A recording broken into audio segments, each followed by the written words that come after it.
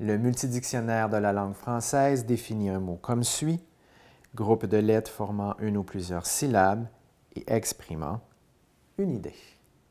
Les mots sont puissants. Derrière, il y a des émotions, des sensations, des pensées, mais aussi une intention.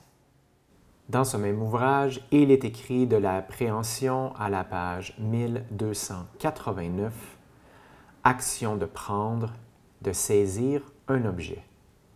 La main est un remarquable organe de préhension. Et enfin, à la page 1603, le toucher est décrit comme suit: porter la main sur. Descendant un peu plus bas, il nous est donné l'occasion de comprendre le toucher d'une façon autre que physique. Ainsi, il est écrit à côté du mot « émouvoir ». Nous avons été très touchés de votre gentille lettre, par votre joli bouquet, de recevoir votre visite.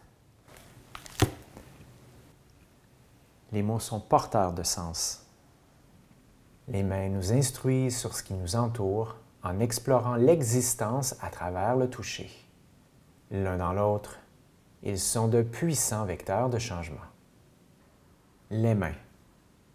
De force et de finesse, les mains sont en quelque sorte le prolongement de notre univers intérieur.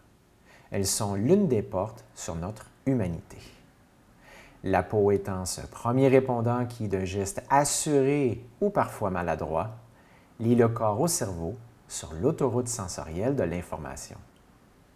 On peut manipuler la pierre pour se bâtir un toit. On peut parler avec ses mains. On peut tenir avec délicatesse un crayon pour coucher les mots sur le papier. On peut tourner les pages d'un livre ou bien glisser un doigt sur un écran.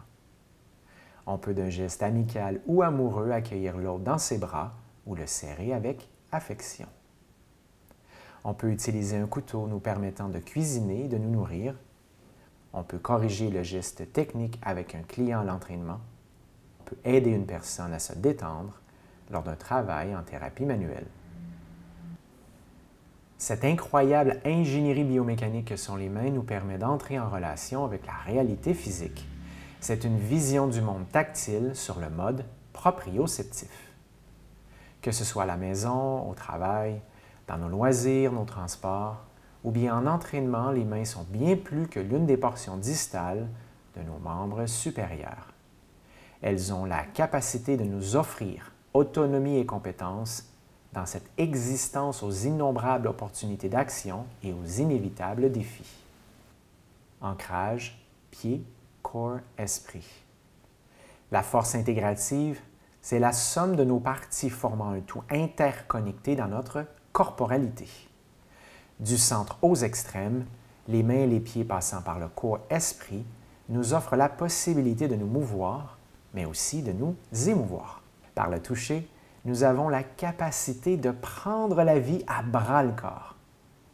Ce cerveau en action bouge et s'émerveille à travers le mouvement.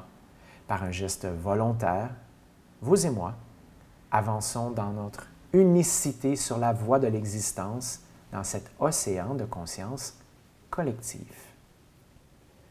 La somme de nos silences, de nos mots, ainsi que de nos comportements formant la nature d'une action concrète sur la base d'une démarche consciencieuse. Ce précieux ancrage à la réalité physique et le toucher se poursuit jusqu'au sol. La force intégrative permet une présence pleinement incarnée de la force centrale, descendant vers les orteils puis remontant jusqu'au bout des doigts.